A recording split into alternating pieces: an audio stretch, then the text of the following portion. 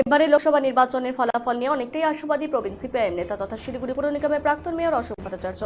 এখন পর্যন্ত বামফ্রন্ট যে প্রার্থী ঘোষণা করেছে এ রাজ্যে তাদের নাম উঠে এসেছে, তারা অত্যন্ত ভালো প্রার্থী।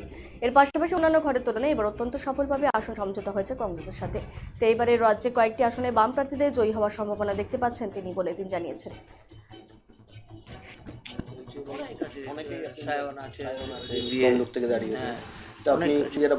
এরা ভালোই প্রভাব ফেলতে পারবে বলে আমার মনে হয়।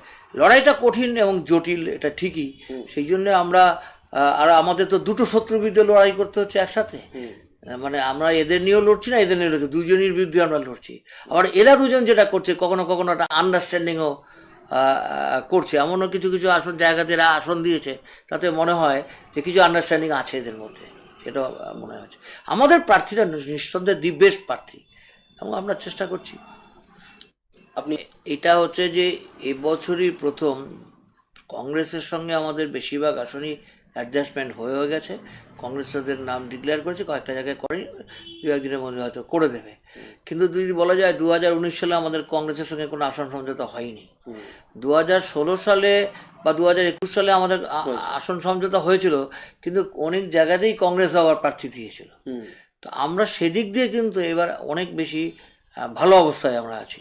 গতবারের মতন সব আসনেই মানে কংগ্রেস দিয়ে দিচ্ছে বা আমরা সিপিএমও দিয়ে দিচ্ছে, সেরকম হয়নি। আমরা